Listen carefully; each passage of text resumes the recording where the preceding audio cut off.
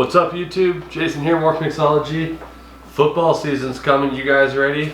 I hope I don't lose any subscribers for being a Pats fan, but got a quick little project today I need to do. As you guys know, obviously we breed our own rats here, and when I do my cleaning every Tuesday, obviously I gotta get them all out of the tubs, and sometimes the tubs are kind of full and whatnot. Or if I'm going to sell some of the rats to friends or a show or local pet shops, whatever the case may be, I need to be able to carry them. I need to be able to transport them somewhere and get them out of the tub so we can get them cleaned up.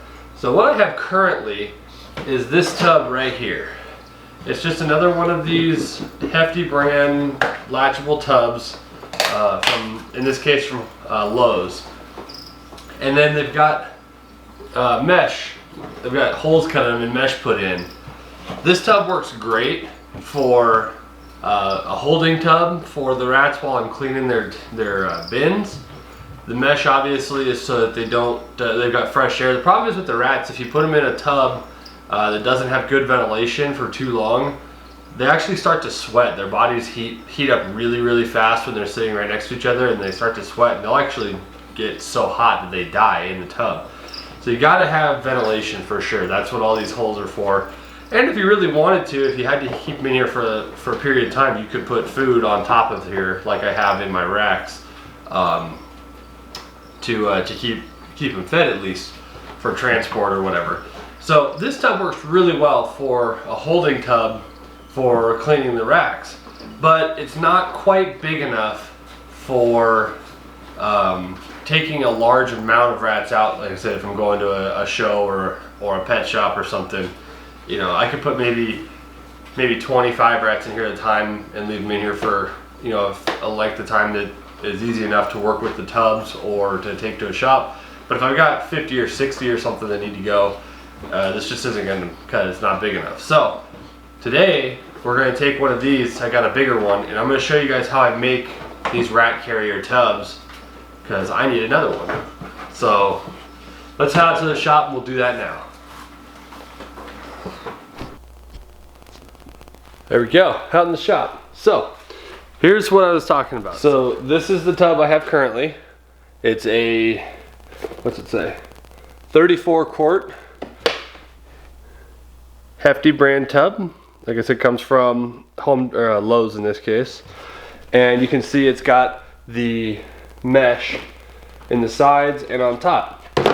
But now I have this one. This one is much bigger. This is the 52 quart Hefty brand tub. A lot longer, as you can tell. So it's about half again as big as the one I've been using. So should work out a lot better for carrying more rats. See, much larger in that.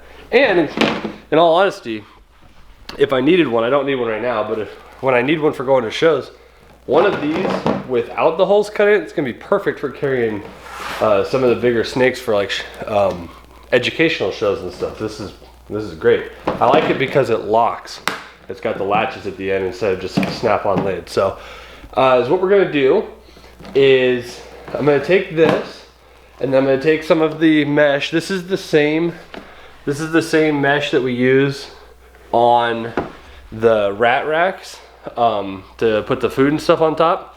And the lighting in here is terrible.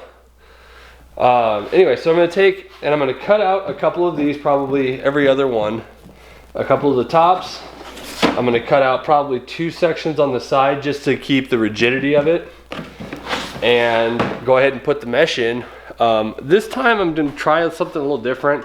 This one was a pain in the ass and the epoxy didn't work real well. This time I'm gonna try using contact cement, this stuff here. I would not recommend, by the way, I talked about putting snakes in here. I would not recommend putting snakes in these the way I'm gonna show you it's built, because the mesh is on the inside.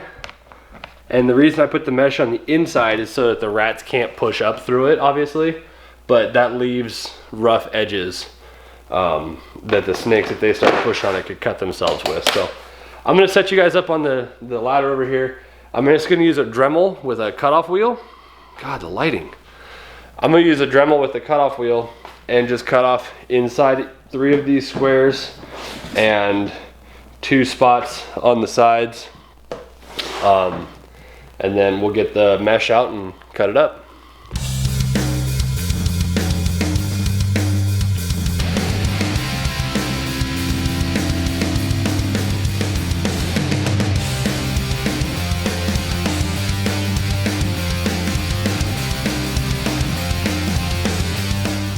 Alright guys, so here's the thing. When you do that, like I said, I'm just using just a Dremel with a cutoff wheel.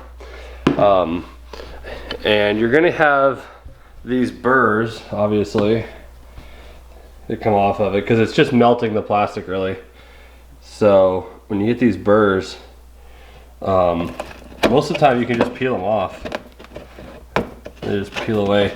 But you might have to take a piece of sandpaper or something, or a file, and just kind of clean them up a little bit, just so that the rats, you know, don't get scratched up real bad on them. But so there's those 3. We're gonna go ahead and cut the 2 in the sides now. Basically, I'm just gonna use this label as a guide. So I'm gonna cut one here and then here, and there's no rhyme or reason as to where you cut them or how big. It's just, I want to keep the structural integrity of the tub a little bit too. So let's get those cut up and we'll start putting it together.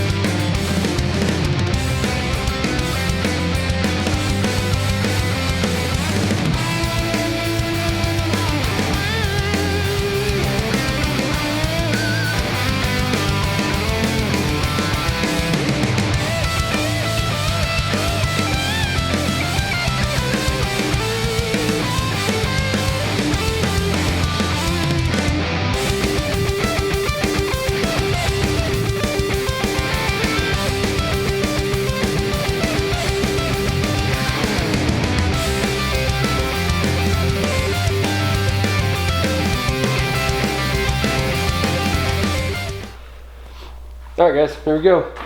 So we've got, God, this lighting. So we've got the lid. It's got 3 holes in it. I'll clean the edges up a little bit more as I go. But 3 holes in the top. And then I went ahead, because this tub is so big, and only did the front. Here, the 2 in the front. Shouldn't need the 2 in the back, especially with the 3 on top. So just gonna do those. Now is what we need is this chicken wire, like we use on our rat racks. And I'm just gonna use some tin snips. I'm gonna cut the spots for the inside the same size as these holes. I might have to trim some of these tabs a little bit or whatever. And then the contact cement, basically the way I'm gonna have to do it is get this flattened out as best I can, put a good amount of contact cement on there, set these on, put a little bit more on top, and then I'm just gonna put some parchment paper and some weights that I have to kind of just hold it down, let it dry. So I'm gonna do that. I'll come back when they're all put together and we'll show you what it looks like.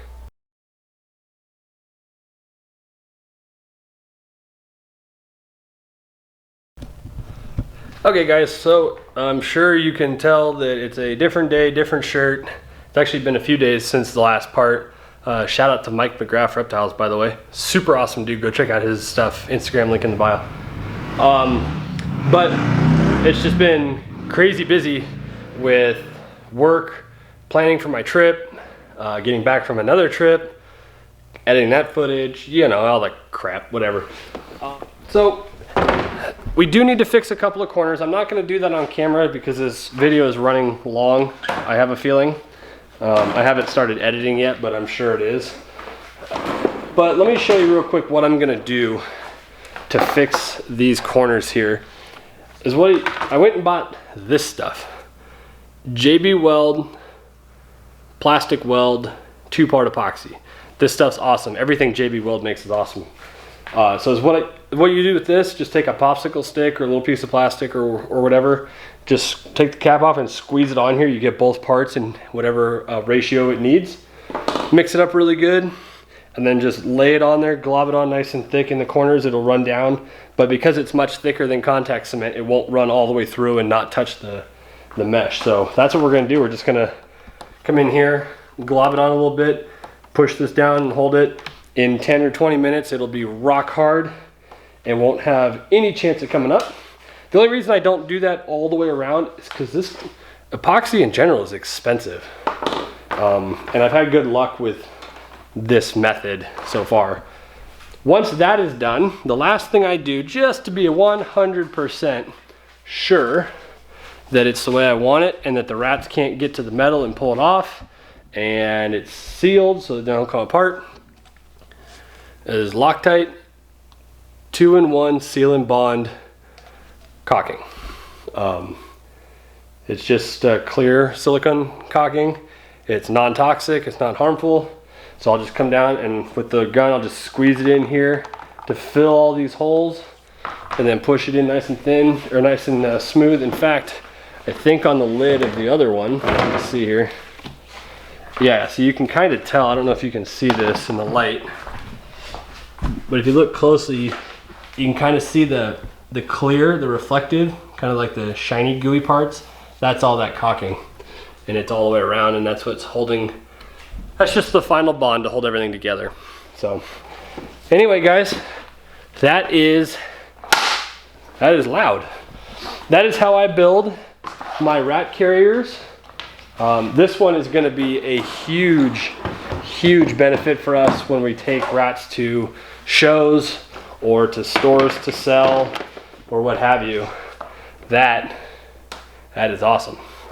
And once again, for those that didn't see it, if it went by really quick, this is where we started, just like that. Little tub, and now we got a big tub. That's gonna do it this week, guys. I hope that helped you out.